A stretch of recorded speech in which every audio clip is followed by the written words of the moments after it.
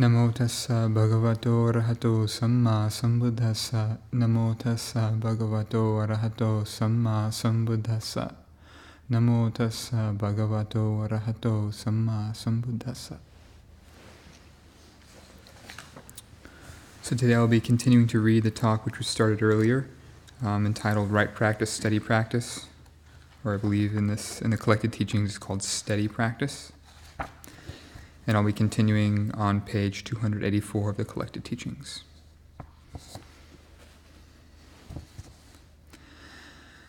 The practice which is important is patipada. What is patipada? It is simply all our various activities, standing, walking, sitting, and reclining, and everything else. This is the patipada of the body. Now the patipada of the mind. How many times in the course of a day have you felt low? How many times have you felt high? Have there been any noticeable feelings? We must know ourselves like this. Having seen those feelings, can we let go? Whatever we can't yet let go of, we must work with. When we see that we can't yet let go of some particular feeling, we must take it and examine it with wisdom. Reason it out. Work with it. This is practice. For example, when you are feeling zealous, practice. When you feel lazy, try to continue the practice. If you can't continue at full speed, then at least do half as much. Don't just waste the day away by being lazy and not practicing. Doing that will lead to disaster. It's not the way of the practitioner.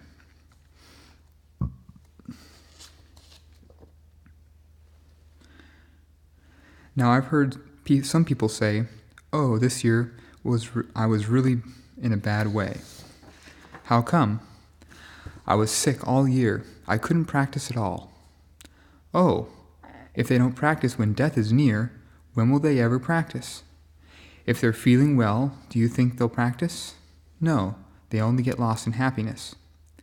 If they're suffering, they still don't practice. They get lost in that. I don't know when people think they're going to practice. They can only see that they're sick, in pain, almost dead from fever. That's right. Bring it on heavy. That's where the practice is. When people are feeling happy, it just goes to their heads and they get vain and conceited. We must cultivate our practice. What this means is that whether you are happy or unhappy, you must practice just the same. If you are feeling well, you should practice. And if you are feeling sick, you should also practice. There are those who think, "This year I couldn't practice at all. I was sick the whole time." If these people are feeling well, they just walk around singing songs. This is wrong thinking, not right thinking. This is why the practitioners of the past have all maintained the steady training of the heart. If things go wrong, just let them be with the body, not in the mind. There was a time in my practice, after I had been practicing about 5 years, when I felt that living with others was a hindrance. I would sit in my kuti and try to meditate, and people would keep coming by for a chat and disturbing me. I ran off to live by myself. I thought I couldn't practice with those people bothering me. I was fed up, so I went to live in a small, deserted monastery in the forest near a small village. I stayed there alone, speaking to no one because there was nobody else to speak to. After I'd been there about 15 days, the thought arose, it would be nice to have a novice or a pakau here with me. And a pakau is the Thai word for an anagarika. He could help me out with some small jobs. I knew it would come up, and sure enough, there it was. "Hey, you're a real character. You say you're fed up with your friends, fed up with your fellow monks and novices, and now you want a novice. What's this?"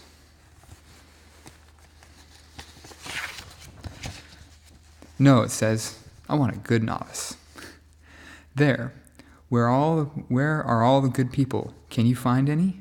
Where are you going to find a good person? In the whole monastery there were only no good people. You must have been the only good person to have run away like this. You have to follow it up like this. Follow up the tracks of your thoughts until you see. This is the important one. Where is there a good person to be found? There aren't any good people. You must find the good person within yourself. If you are good in yourself, then wherever you go will be good. Whether others criticize or praise you, you are still good. If you aren't good, then when others criticize you, you get angry. And when they praise you, you are pleased. At that time I reflected on this and have found it to be true from that day until the present. Goodness must be found within. As soon as I saw this, that feeling of wanting to run away disappeared. In later times, whenever I had that desire arise, I let go. Whenever it arose, I was aware of it and kept my awareness on that. Thus, I had a solid foundation. Wherever I lived, whether people condemned me or whatever they said, I would reflect that the point is not whether they were good or bad. Good or evil must be seen within ourselves. The way other people are, that's their concern. Don't go thinking, oh, today is too hot, or today is too cold, or today is... Whatever the day is like, it's just the way it is. Really, you are simply blaming the weather for your own laziness. We must see the Dhamma within ourselves. Then there is a sure kind of peace. So for all of you who have come to practice here, even though it's only for a few days, many things will arise. Many things will be arising which you're not even aware of. There is some right thinking, some wrong thinking, many things. So I say this practice is difficult. Even though some of you may experience some peace when you sit in meditation, don't be in a hurry to congratulate yourselves. Likewise, if there is some confusion, don't blame yourselves. If things seem to be good, don't delight in them. And if they're not good, don't be averse to them. Just look at it all. Look at what you have. Don't just look. Don't bother judging. If it's good, don't hold fast to it. If it's bad, don't cling to it. Good and bad can both bite, so don't hold fast to them. The practice is simply to sit. Sit and watch it all. Good moods and bad moods come and go as is their nature. Don't only praise your mind or only condemn it. Know the right time for these things. When it's time for congratulations, congratulate it. But just a little, don't overdo it. Just like teaching a child, sometimes you have to spank it a little. In our practice, sometimes we may have to punish ourselves, but don't punish yourself all the time. If you punish yourself all the time, in a while you'll just give up the practice. But then you can't just give yourself a good time and take it easy either. That's not the way to practice. We practice according to the middle way. What is the middle way? The middle way is difficult to follow. You can't rely on your moods and desires. Don't think that just sitting with your eyes closed is practice. If you do think this way, then quickly change your thinking. Steady practice is having the attitude of practice while standing, walking, sitting, and lying down. When coming out of sitting meditation, reflect that you're simply changing postures. If you reflect in this way, you will have peace. Wherever you are, you will have this attitude of practice with you constantly. You will have a steady awareness within yourself. Those of you who simply indulge your moods, spending the whole day letting the mind wander where it wants, will find that the next evening in sitting meditation, all you get is the backwash from the day's aimless thinking. There is no foundation of calm because you have let it go cold and all day. If you practice like this, your mind gets gradually further and further from the practice. When I ask some of my disciples, "How's your meditation going?" they say, "Oh, it's all gone now." You see, they can keep it up for a month or two, but in a year or two, it's all finished. Why is this? It's because they don't take this essential point into their practice. When they finish sitting, they let go of their samadhi. They start to sit for shorter and shorter periods, till they reach the point where as soon as they start to sit, they want to finish. Eventually, they don't even sit. It's the same with bowing to the Buddha image. At first they make the effort to prostrate every night before going to sleep, but after a while their minds begin to stray. Soon they don't bother to prostrate at all. They just nod, till eventually it's all gone. They throw out the practice completely. Therefore, understand the importance of sati. Practice constantly. Right practice is steady practice. Whether standing, walking, sitting, or reclining, the practice must continue. This means that practice, meditation, is done in the mind, not in the body. If our mind has zeal, is conscientious and ardent, there will be awareness. The mind is the important thing. The mind is that which supervises everything we do. When we understand properly, we practice properly. When we practice properly, we don't go astray. Even if we only do a little, that is still all right. For example, when you finish sitting in meditation, remind yourselves that you are not actually finishing meditation. You are simply changing postures. Your mind is still composed. Whether standing, walking, sitting, or reclining, you have sati with you. If you have this kind of awareness, you can maintain your internal practice. In the evening, when you sit again, the practice continues uninterrupted. Your effort is unbroken, allowing the mind to attain calm. This is called steady practice. Whether we are talking or doing other things, we should try to make the practice continuous. If our mind has recollection and self-awareness continuously, our practice will naturally develop. It will gradually come together. The mind will find peace, because it will know what is right and what is wrong. It will see what is happening within us and realize peace. If we are to develop sila or samadhi, we must first have panya. Some people think that they'll develop moral restraint in 1 year, samadhi in the next year, and the year after that they'll develop wisdom. They think these three things are separate. They think that this year they will develop sila, but if the mind is not firm, samadhi, how can they do it? If there is no understanding, panya, how can they do it? Without samadhi or panya, sila will be sloppy. In fact, these three come together at the same point. When we have sila, we have samadhi. When we have samadhi, we have panya. They are all one, like a mango. Whether it's small or fully grown, it's still a mango. When it's ripe, it's still the same mango. If we think in terms like this, we can see it more easily. We don't have to learn a lot of things. Just know these things. Know our practice.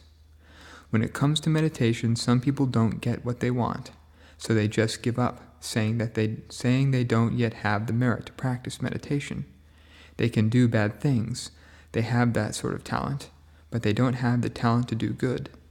They give it up, saying they don't have a good enough foundation. This is the way people are. They side with their defilements. Now that you have this chance to practice, please understand that whether you find it difficult or easy to develop samadhi, it is entirely up to you, not the samadhi. If it is difficult, it is because you are practicing wrongly. In our practice, we must have right view, samadhi. If our view is right, everything else is right. Right view, right intention, right speech, right action, right livelihood, right effort, right recollection, right concentration, the Eightfold Path. When there is right view, all the other factors will follow. Whatever happens, don't let your mind stray off track. Look within yourself and you will see clearly. As I see it, for the best practice, it isn't necessary to read many books. Take all the books and lock them away. Just read your own mind. You have all been burying yourselves in books from the time you entered school. I think that now you have this opportunity and the time. Take the books, put them in a cupboard, and lock the door. Just read your mind. Whenever something arises within the mind, whether you like it or not, whether it seems right or wrong, just cut it off with, "This is not a sure thing." Whatever arises, just cut it down. Not sure, not sure. With just this single axe, you can cut it all down. It's all not sure. For the duration of this next month that you will be staying in this forest monastery, you should make a lot of headway. You will see the truth. This not sure is really an important one. This one develops wisdom. The more you look, the more you will see not sureness. After you've cut something off with not sure, it may come circling round and pop up again. Yes, it's truly not sure. Whatever pops up, just stick this one label on it all. Not sure. You stick this sign on, not sure, and in a while, when its turn comes, it crops up again. Ah, not sure. Dig here, not sure. You will see this same old one who's been fooling you month in, month out, year in, year out, from the day you were born. There's only this one who's been following you along. There's only this one who's been following you all along. See this and realize the way things are. When your practice reaches this point, you don't cling to sensations because they are all uncertain. Have you ever noticed? Maybe you see a clock and think, oh, this is nice. Buy it and see. In not many days, you're bored with it already. This pen is really beautiful. So you take the trouble to buy one. In not many months, you tire of it. This is how it is. Where is there any certainty? If we see all these things as uncertain, their value fades away. All things become insignificant. Why should we hold on to things that have no value? We keep them only as we might keep an old rag to wipe our feet with. We see all sensations as equal in value because they all have the same nature. When we understand sensations, we understand the world. The world is sensations, and sensations are the world. If we aren't fooled by sensations, we aren't fooled by the world. If we aren't fooled by the world, we aren't fooled by sensations. The mind which sees this will have a firm foundation of wisdom. Such a mind will not have many problems. Any problems it does have, it can solve. When there are no more problems and there are no more doubts, peace arises in their stead. This is called practice. If we really practice like this, it must be like this. That's it.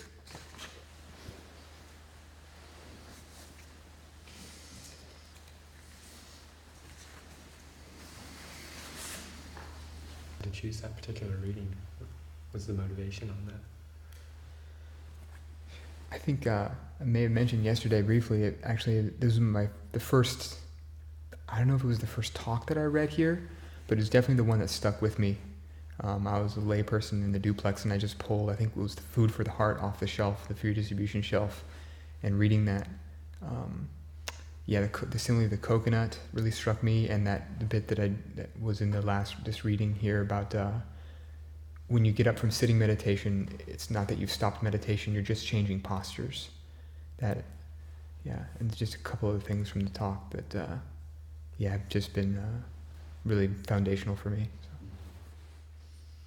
The continuity of mindfulness. Exactly. Just reading it there, what really struck me was that very short or sort of brief simile about using all, or sort of relating to all your sensations as you would a foot wiping rag.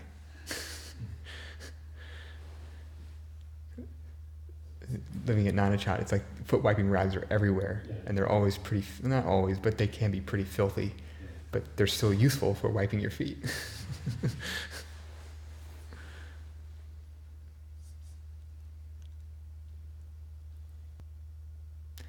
And because my practice tends to be inconsistent. So.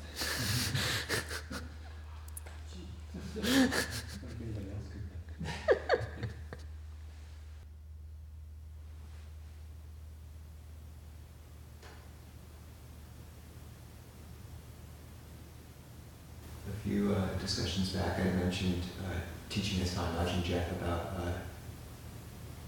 right concentration being based on any one of the first 7 path factors. And I just wanted to actually correct that so I don't fall into hell. It's all 7 of the first 7 path factors have to be present. So now I'm safe. Well enough. Thank you. Down. I also don't know if Ajahn Jeff listens to this podcast, so probably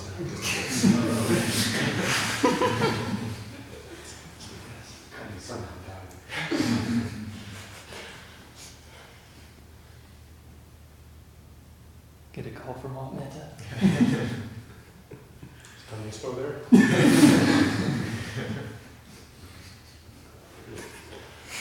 Heard you're misrepresenting me.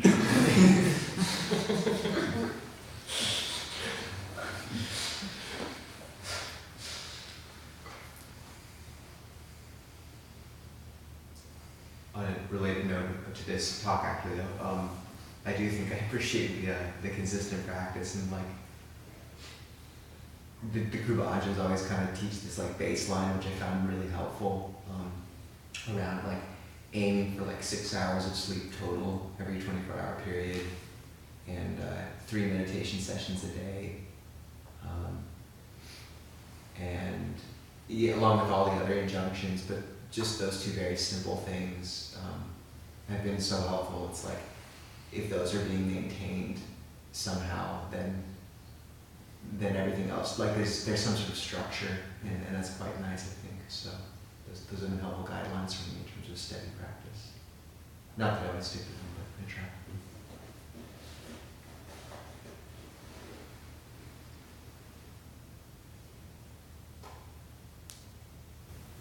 Steady practice for me also brings up the association of like slow and steady. Wins the race, you know. Like it's a marathon, not a sprint kind of notions, which I think for many of us in the beginning, it's like, yeah, like Ajahn was saying, I'm going to sit here tonight and I'm going to sit here until I get enlightened, and then you see like, wow, it's a little bit harder than that. And it might take a while. And we're Ajahn Sona giving a talk once about, yeah, I think it was a marathon, simile, and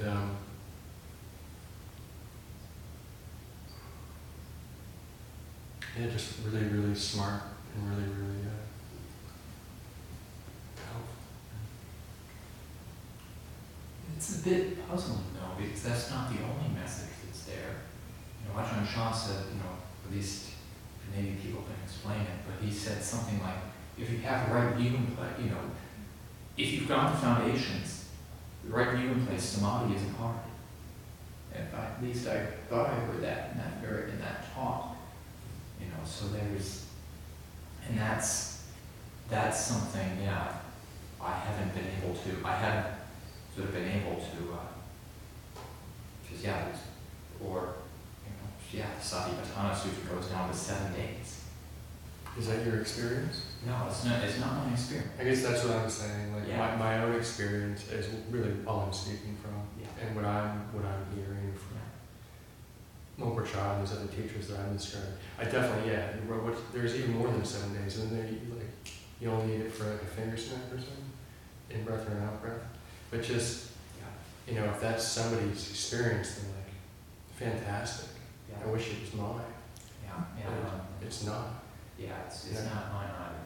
Yeah, so I guess that's what I was speaking to. And I think my guess is most people, Mm-hmm. it's,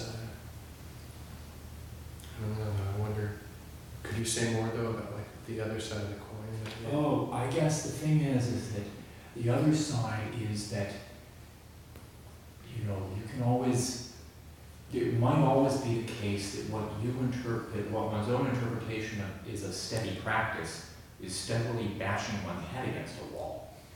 And it's like, whoa, okay. You know, you can do that for a long time, and it might be steady, but it's not clear, you know. And so that's where that's where sort of the puzzle is. How do you,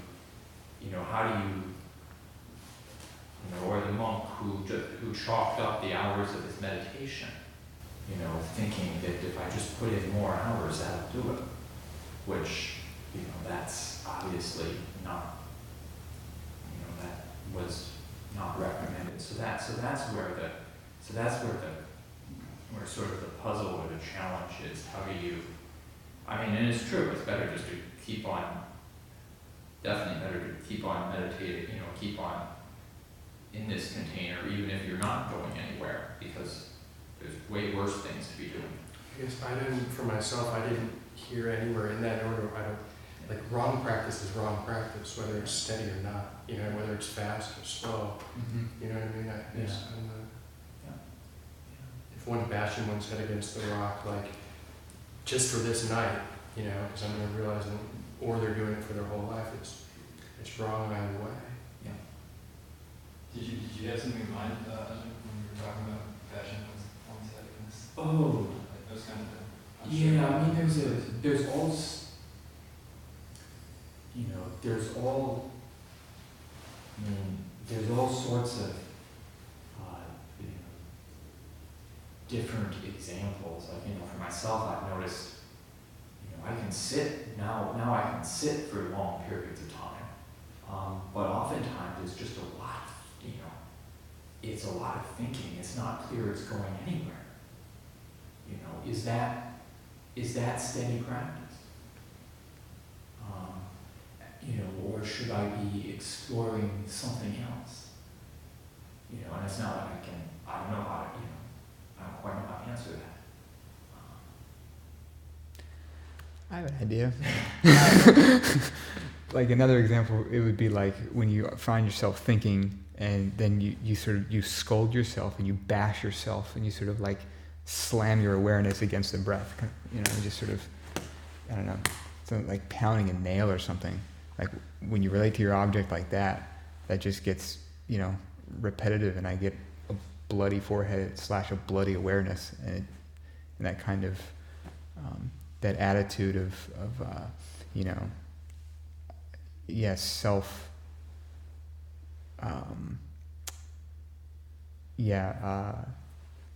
just sort of beating myself over the head with my meditation object. That would be an example.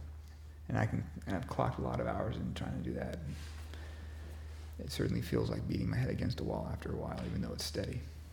And for myself, I see them as two different things, like two separate, like two different subjects almost, but obviously they come together, but so there's the idea of being steady, day after day, just sort of, like in Shawshank Redemption, the guy gets the spoon and he's slowly digging his way into the stone, just a little bit every day. And then, so that's one idea, the steadiness idea. And then the other idea is what you're doing make any sense? Like, is it skillful or not? Is it like whether you're just sort of sitting there and thinking, letting the mind just proliferate, or you're doing something else? And then doing one of those two things, skillful or unskillful, either steady or not. Does that mean? Yeah. It sort of clarifies for myself what you're talking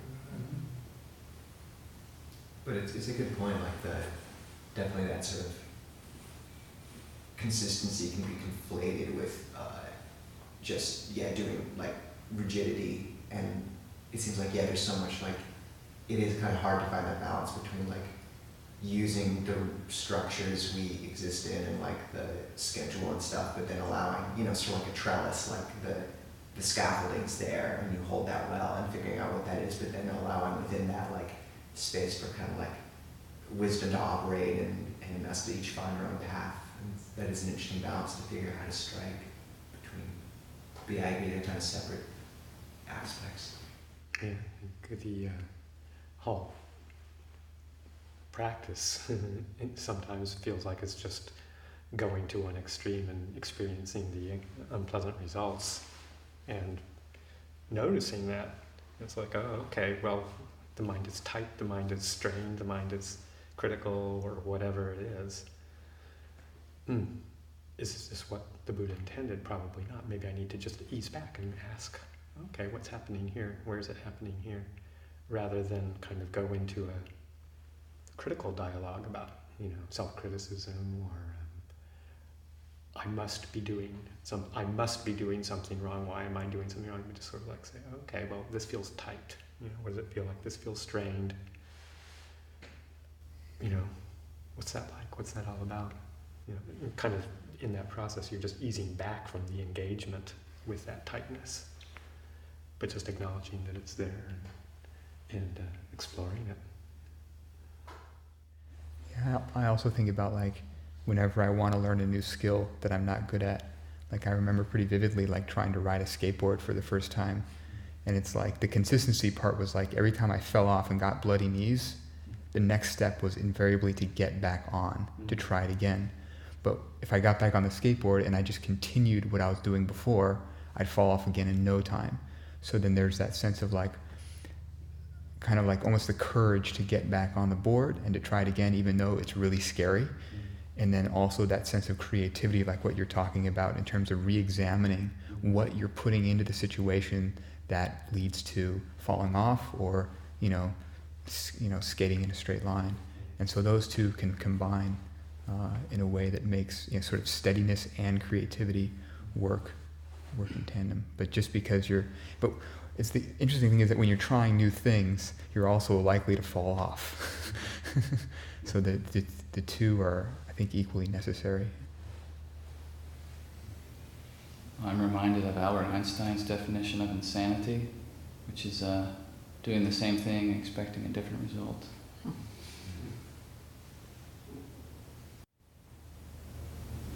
Maybe it would be good to think of the four bases for success.